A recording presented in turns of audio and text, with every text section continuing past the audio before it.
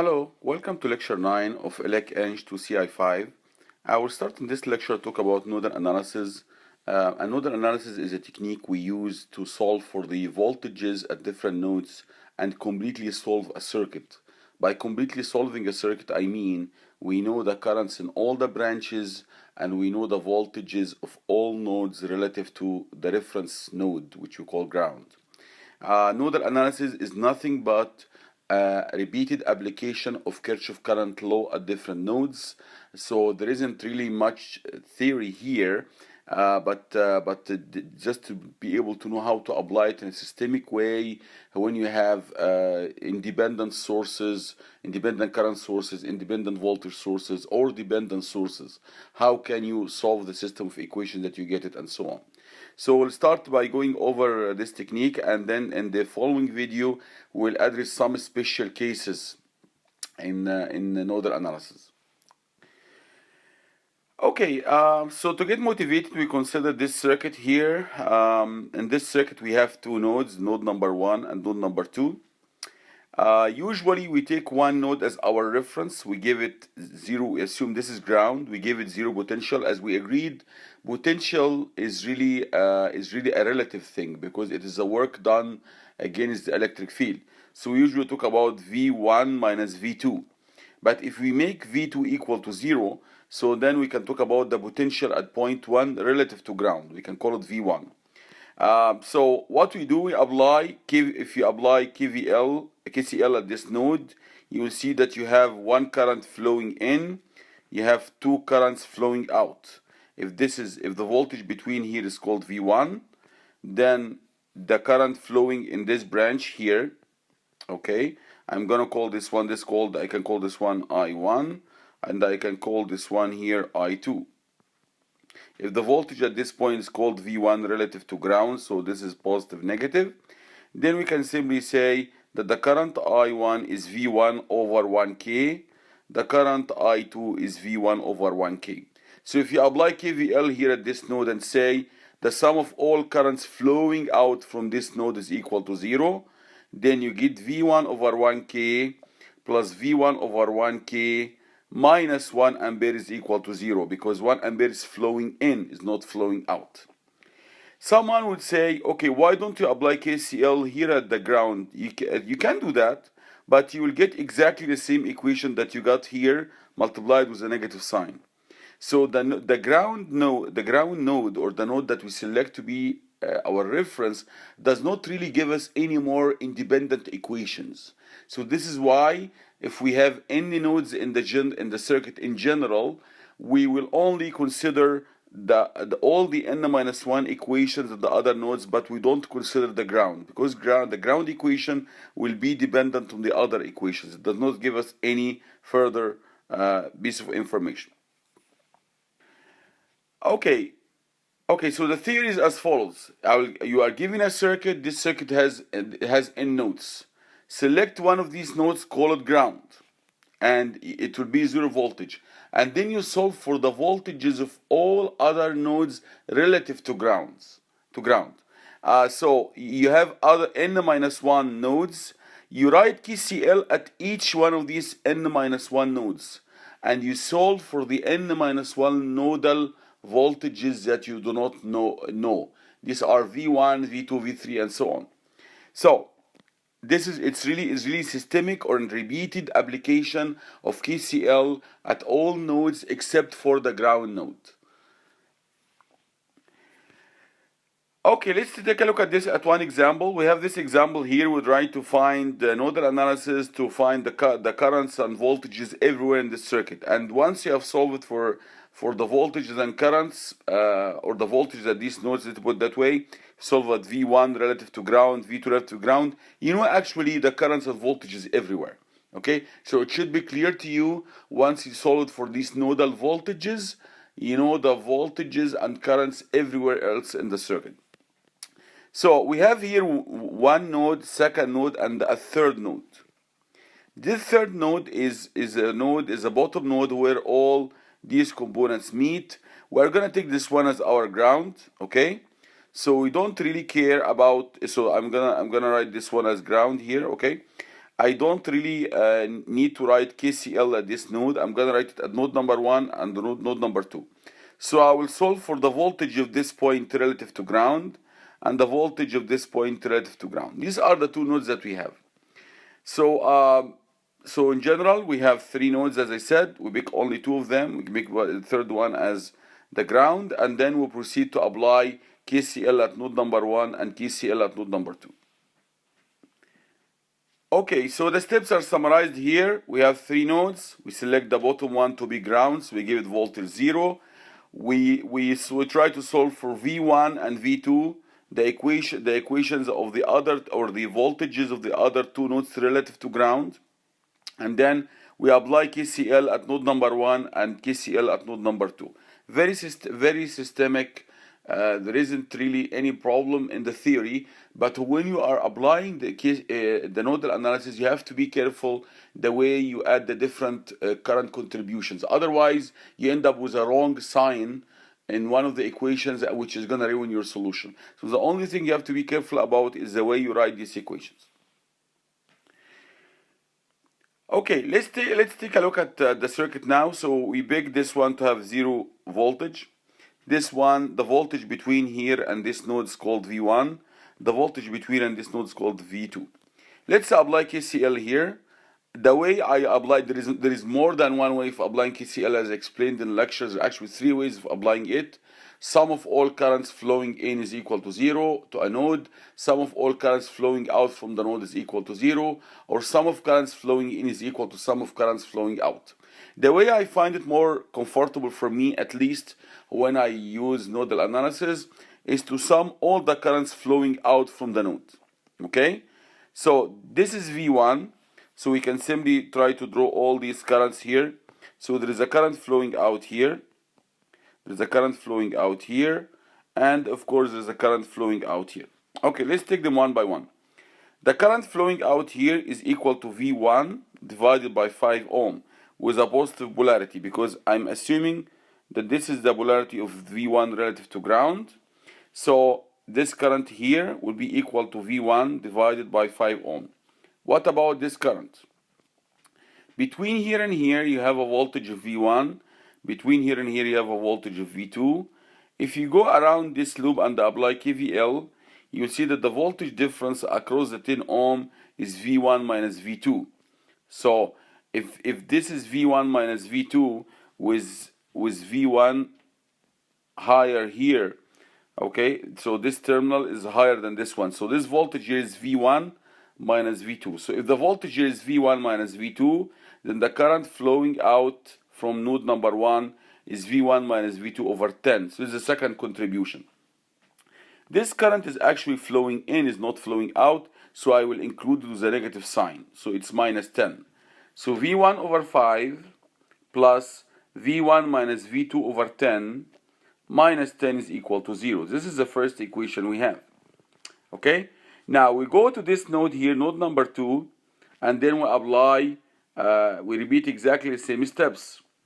I will again sum all the currents flowing out from that node. So I have a current here flowing out. This is fine. I will have another current flowing out here. I have another current flowing out here. Okay? So let's write KCL here. If this current is flowing out, then it's flowing from V2 to V1. So this is assumed that V2 is higher in potential than V1. Then this current is equal to V2 minus V1 over 10 ohm. Okay? V2 minus V1 over 10 ohm. Okay? What about this current? This current, this is between here and here, you have a voltage of V2, because V2 by definition is the voltage of node number 2 relative to ground. So you have V2, so the polarity actually that you have is this polarity, plus and minus. Then it's flowing this way, so this is V2 over 20. What about this current? Between here and here you have V2, you have another voltage of 100. 100 is trying to push current this way, V2 is trying to push current this way because of its polarity.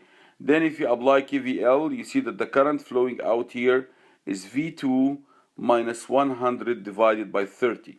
Okay, the voltage between here and here is 100.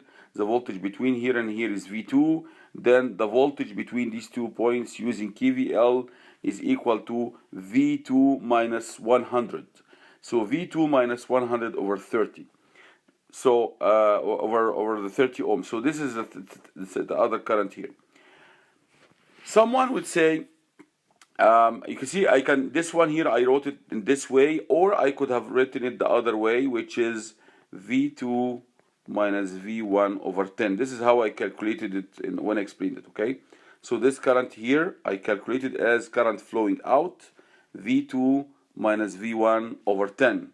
Or I could write it as well this way. If you want to use the same current you evaluated at node number 1, because we assume the current flowing as node number 1 is V1 minus V2 over 10. But this current which is flowing out from node number 1 is flowing into node number 2. So when I include, I must include a negative sign. Both are equal. So either write it minus V1 minus V2 over 10, or you write it plus V2 minus V1 over 10. They're exactly equivalent. Okay? Just I now, after a while teaching this course, I prefer to use this form and write this equation in this way. V2 over 20 plus V2 minus 100 over 30 plus V2 minus V1 over 10 is equal to 0. Okay? So now we have two equations and two unknowns, V1 and V2. You have to organize them in the form of a system of equations, and then you solve the system of equations. You solve it using Gauss elimination, you solve it using the method of determinants, any other means. If you can invert the matrix using your calculator, please go ahead. You can do all this, any one of these, to get the solutions for V1 and V2. But first, remember, you have to collect similar coefficients. So in the first equation, this is 1 over 5, 1 over 10. So the coefficient of V1 here is 1 over 5 plus 1 over 10. The coefficient of V2 is minus V2 over 10. Here, the coefficient of V1 is minus V1 over 10, and you have to write it in order. The coefficient is V2, V2 over 20, V2 over 30 plus V2 over 10. Okay? Here you have a constant which will go to the right hand side. This is 10 over 3. Here you have a constant which will go to the right hand side, which is equal to 10. So if you sum all the coefficients together related to V1, you get 3 over 10 V1. Sum all the coefficients related to V2, you get minus 1 over 10 V2. This is the first equation. You do the same for the second equation. These are two equations, two unknowns. And I have a word of warning for you. The first column must V1. The second column must V2. Third column must V3. Otherwise, you can end up with a wrong matrix.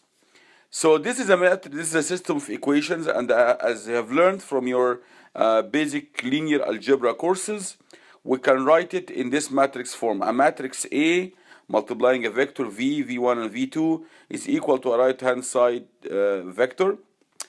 Because this is a matrix that multiplied a voltage and gives a current, we call it the conductance matrix.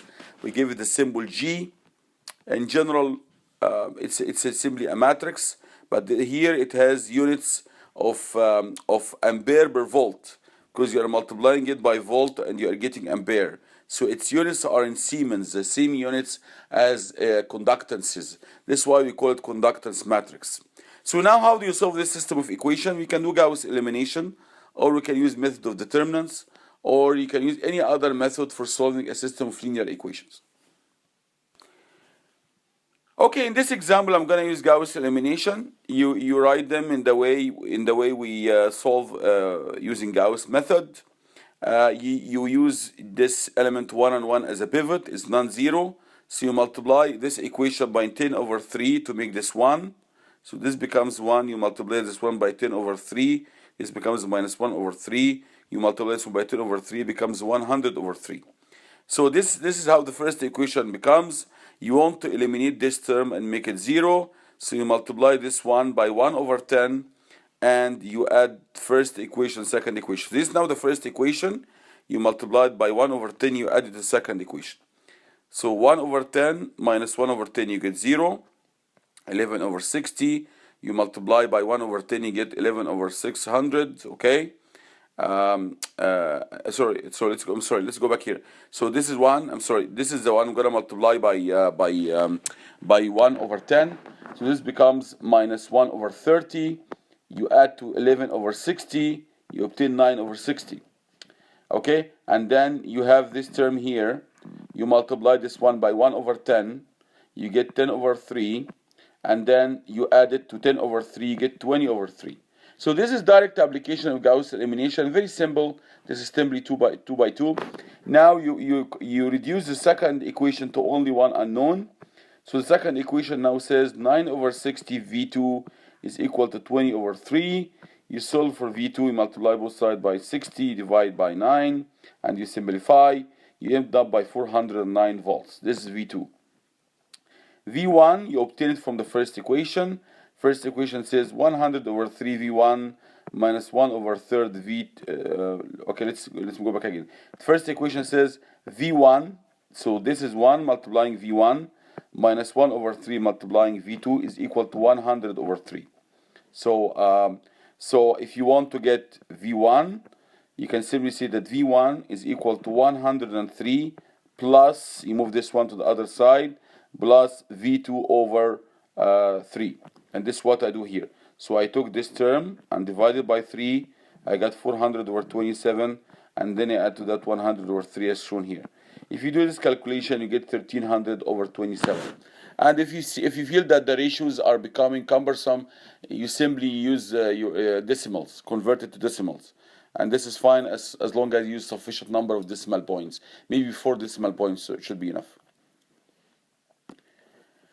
So we solve it now for V1 and V2. We can get the currents in all the branches. So let me just show you here. I'm not showing the figure, but we had something like this. This was 10 ohm. This was V1. This was V2. And then you had this other current flowing here. You had 100 volts, okay? So this was 100 volts. And this was 30 ohm. And there were some other components here, okay? So this, we call this one I1. We call this one I2. I already know what is V1 and V2. So I can simply say that this current here, okay, excuse me. So I can go back here and just erase this. So this current here, the current flowing here, I1, is V1 minus V2 over 10 ohm. And this is what you have here. I already calculated this. I get 0.37 ampere. I can get this current as well because this current is equal to V2. This is V2 minus 100 divided by 30. So this is what we have here. I got the current I2. So you can calculate all the currents and you calculate all the voltages. All what we need really to solve the circuit are the nodal voltages. Once we have them, you have all the information about the circuit. So I'm showing you the same calculations we have here. We calculated the I1, we calculate the I2, I can get I3. I3, as you can see, I1 is equal to I2 plus I3. Then I3 is equal to I1 minus I2. I2 is negative, this is fine. But when you apply KCL at this node, because of the assumed the reference directions, you still write the equation as I1 is equal to I2 plus I3. The current flowing in is equal to current flowing out. And then you substitute I2 if it's negative, this is fine. If you put it here as negative, then you add it. You add 0.37 to 1.85, and this will give you 2.22, which is expected because actually I2 is flowing this way. So if I2 in reality is negative, so it's flowing really this way. And as a result, I3, which is flowing in this direction, is the sum of I1 plus I2. Okay, if you want to get I4 is this current here, okay? This is 10 ampere flowing in, I1 flowing out. Then I4 is equal to 10 minus I1.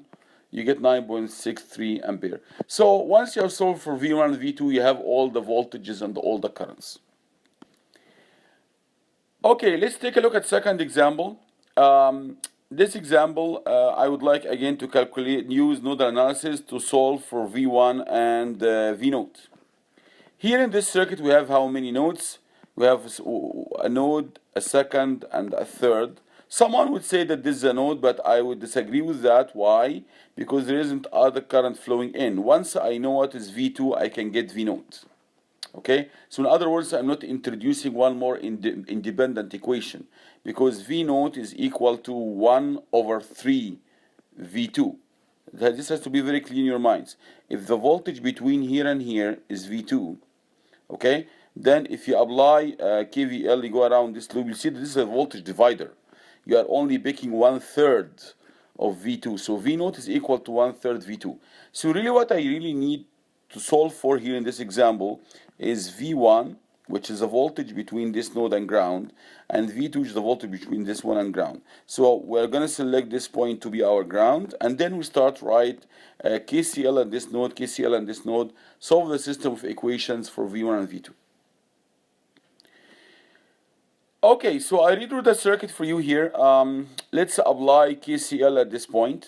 And remember, V1 is the voltage between here and ground, and V2 is the voltage between here and ground. Okay? This is really our target. So, let's apply KCL here. Again, the way that's more comfortable to me now when I use this technique is simply say the sum of all currents flowing out from each node is 0. So this current flowing out, it is V1 over 3 kilo ohm. This current flowing out is 2 milliampere. Okay, this current flowing out. The current flowing out in this branch is V1 minus V2 over 6K. You have to understand, once I assume that this current is flowing out this way, then I made the assumption, if I assume it to be in this direction, then its value is V1 minus V2 over 6K. Okay, so once you assume this polarity, you made an implicit assumption that you have to write it as V1 minus V2 over 6K.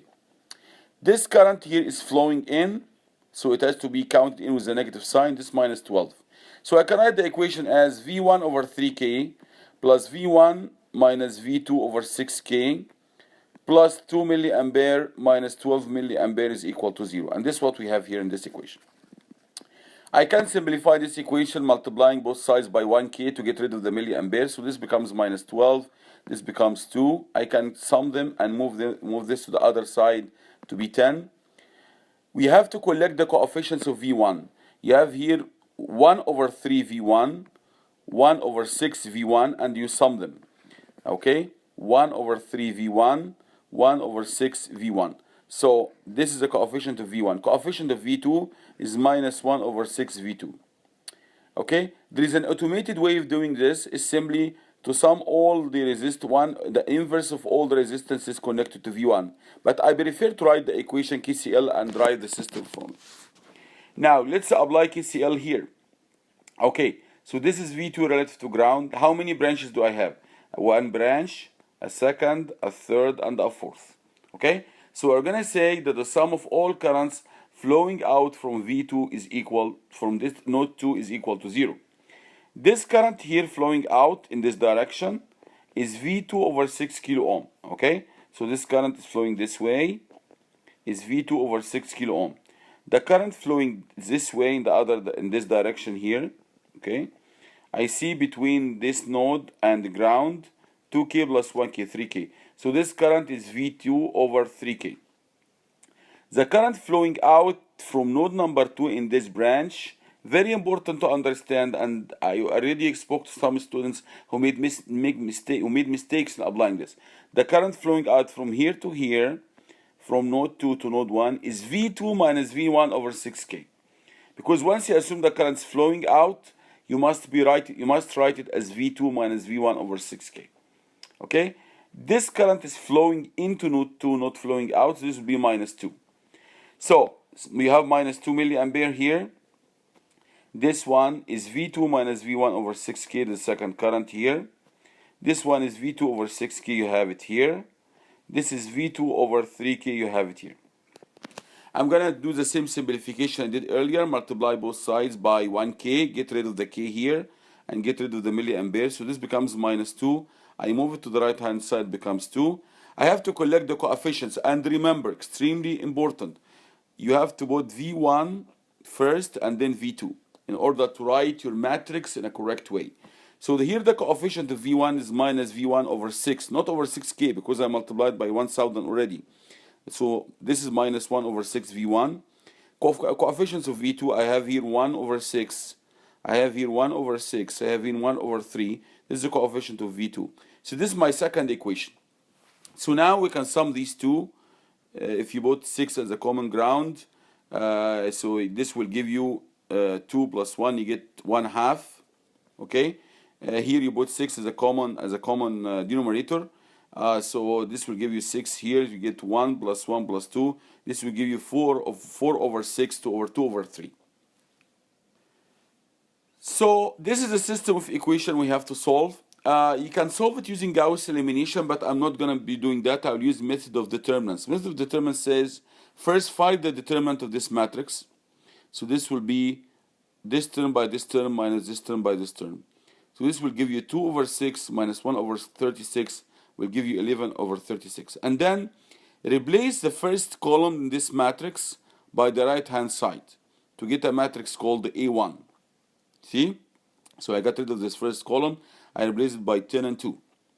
Once you do that, I can get the determinant of the matrix A1. 10 multiplied by 2 over 3 minus 1 over 6 multiplied by 1/2. Okay? So 20 over 3 minus 1 over 3. I'm sorry. Let me take this one back. It's 20 over 3 minus 1 over 3. So you add it actually, because determinant means this by this minus this by this. And you have already a negative sign. So this is 20 over 3 minus 1 over 3. So you get 21 over 3. Okay? Now, we build the second matrix where we replace the second column of the matrix A with the right hand side. So I got rid of this column and replaced it by 10 over 2. And this is what I have here. The determinant of this one is 1/2 by 2 minus 10 over 6. So this will give, 1/2 by 2 minus 10 over 6. Again, this is a very common mistake. In determinant, when there's a negative sign, you have to say minus. So 1/2 by 2 minus 1 over 6 multiplying 10. This will give you 1 plus 10 over 6. So 1 is 6 over 6. This will give you 16 over 6, or 8 over 3. The unknown V1 is the determinant delta 1 divided by delta. So you divide this term by this term to get the unknown V1, and it's going to be 22.909 volts. Okay? To get the second unknown V2, you divide the second determinant, which is delta 2, by delta. This is called method of determinants for solving a system of unknowns.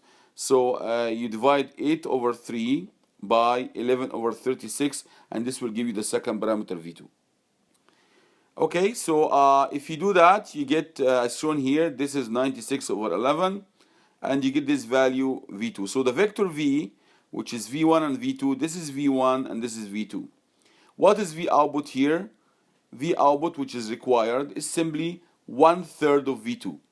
Remember, V2 is the voltage between here and ground.